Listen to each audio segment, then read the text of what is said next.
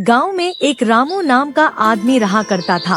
वो बहुत ही आलसी था, हर समय बस बिस्तर पर पड़ा ही रहता था। उसका काम करने को बिल्कुल भी दिल नहीं करता था। उसकी इसी आदत से उसकी पत्नी बहुत चिढ़ती थी और हमेशा बहुत गुस्से में रहती थी। हे भगवान, ये देखो दोपहर का सूरज सर पर नाच रहा है और ये महाराजा की तरह अब तक खर्राटे लेकर सोते ही जा रहे हैं। ना तो काम की कुछ फिक्र है और ना ही अपने जीवन की। मेरी तो किस्मत ही फूट गई।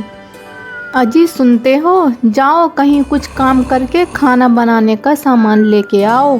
अब क्या शाम तक सोते ही रहोगे?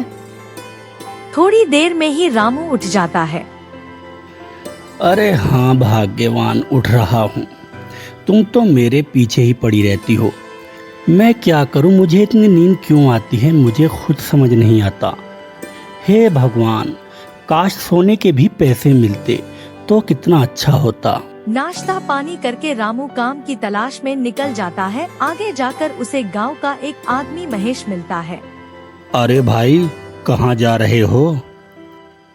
अरे यार कुछ नहीं, काम की तलाश में जा रहा हूँ। कहीं कुछ काम करके शाम तक 2 पैसे कमा लूंगा।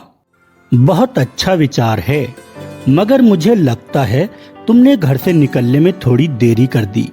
मेरे ख्याल से इस समय तुम्हें शायद कोई काम नहीं मिले, क्योंकि मजदूरी के जो भी काम शुरू होते हैं वो सुबह से ही होते हैं। महेश की बात सुनकर रामू थोड़ा निराश होता है, लेकिन फिर भी वो काम की तलाश में आगे निकल जाता है। हे भगवान, मैं क्या करूं? कहीं कुछ काम नहीं मिल रहा। चलते चलते मेरी टांगे भी दर्द करने लगी। इससे अच्छा तो मैं घर पर सोता ही रहता, कम से कम मेरी नींद तो पूरी होती। फालतू में ही मेरी नींद खराब हुई। लेकिन अगर घर 2 पैसे कमा कर नहीं ले गया तो मेरी पत्नी मेरी नाक में दम कर देगी और 100 बातें सुनाएगी। रामू को ऐसे ही काम की तलाश में भटकते भटकते शाम हो जाती है। वो थक कर धूप से बचने के लिए एक गुफा के दरवाजे पर रुक जाता है। मुझे लगता है काम तो अब कुछ मिलने से रहा। थोड़ी देर यहीं रुक जाता हूँ, बहुत थक गया हूँ। घर जाकर आराम से सोऊंगा। तभी उसे गुफा में एक अजीब सा घड़ा रखा हुआ दिखाई देता है। अरे ये क्या घड़ा? ये किसका है और यहाँ पर कैसे आया? और ये इतना अजीब क्यों है? देखता हूँ इसमें क्या है। तभी उसे गुफा के अंदर से एक अजीब सी आवाज आती है। ठहरो, उस घड़े को हाथ मत लगाना। कौन है वहाँ? सामने आओ, मुझे बहुत डर लगता है। मुझे इस तरह क्यों डरा रहे हो?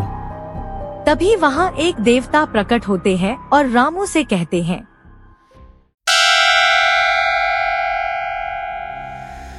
मैं यहाँ हजारों सालों से इस गुफा में रह रहा हूँ और मैंने ही ये घड़ा यहाँ पर रखा है। ये घड़ा सबको नहीं दिखता, लेकिन जिसको भी दिखता है इसका मतलब है जीवन में उसे अमीर बनने का एक मौका मिलने जा रहा है। और आज ये घड़ा तुम्हें दिखाई दिया है, इसलिए एक मौका तुम्हें भी मिल चुका है। मौका? कैसा मौका? मैं तो बस यहाँ थोड़ी सी थकान दूर करने आया था। तुम क्या कह रहे हो मुझे कुछ समझ नहीं आ रहा। और मैं पहले ही बहुत दुखी हूँ, क्योंकि शाम हो गई है और मैंने एक ढेला नहीं कमाया और घर जाकर मुझे अपनी पत्नी की डांट भी खानी होगी, इसलिए मुझे जाने दो। मूर्ख, ये घड़ा कोई मामूली घड़ा नहीं है। इसमें तू जो भी चीज डालेगा वो घड़े में ऊपर तक भर जाएगी, जिससे तू अपना जीवन चला सकता है। और साथ साथ तू दिल लगाकर मेहनत भी करना, जिससे एक दिन तू जरूर अमीर आदमी बन जाएगा। लेकिन ध्यान रहे, इसमें अगर तूने कोई भी चीज बुरी नियत से डाली तो ये घड़ा मामूली घड़ा बन जाएगा, फिर ये घड़ा किसी काम का नहीं रहेगा। इतना कहकर वो देवता जी वहाँ से गायब हो जाते हैं। रामू जल्दी से वो घड़ा उठाकर अपने घर ले आता है। अरे सुनती हो भाग्यवान, ये देखो मैं क्या लाया हूँ। ये क्या है? घड़ा? मतलब तुम्हें कहीं काम करने के बदले पैसे के बदले ये घड़ा दे दिया और तुम मूर्खों की तरह चुपचाप लेकर आ गए। कम से कम इसे बेच ही आते। रामू गुफा वाली सारी बात अपनी पत्नी को बताता है।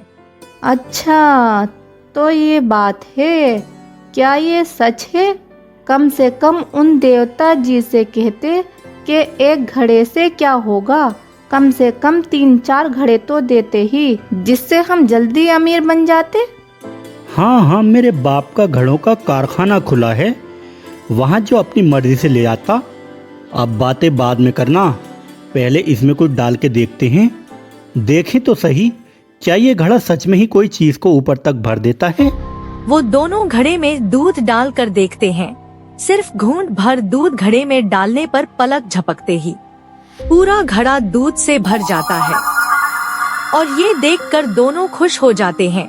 अब वो रोज घड़े में थोड़ा सा दूध डालते, घड़ा पूरा दूध से भर जाता है और फिर रामू उसको बाजार में बेच आता, जिससे उनको काफी अच्छे पैसे मिल जाते।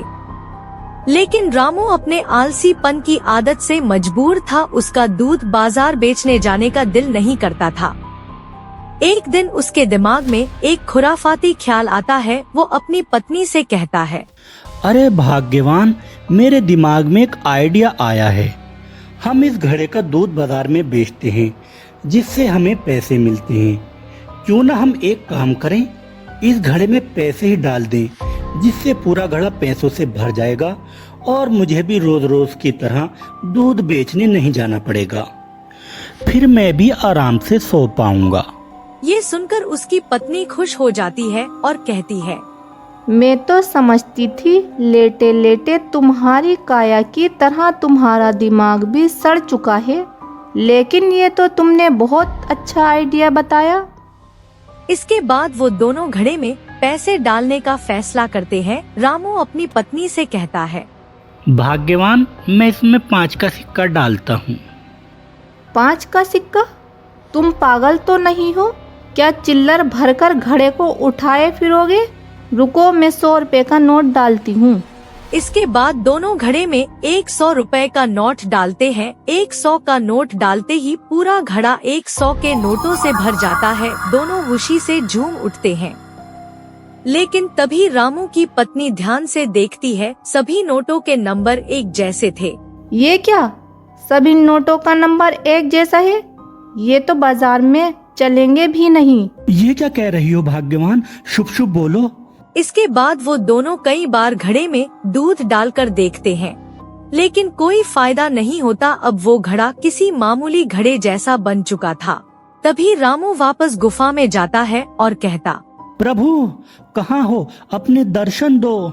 तभी वहाँ देवता जी प्रकट हो जाते हैं। रामू उनसे कहता है, प्रभु वो घड़ा खराब हो गया, एक नया घड़ा दे दीजिए। चुप कर मूर्ख, मुझे पता है तूने घड़े के साथ क्या किया। तूने अपने आलसीपन की वजह से अपना हंसता खेलता जीवन बर्बाद कर लिया। अब जा यहाँ से और जाकर आराम से सो। इतना कहकर देवता जी गायब हो गए और बेचारा रामू वापस घर की तरफ चला गया। तो दोस्तों, रामू ने अपनी जिंदगी में मिले सुनहरे मौके को अपनी आलस की वजह से गवा दिया। इसलिए तो कहते हैं, आलस नहीं करना चाहिए।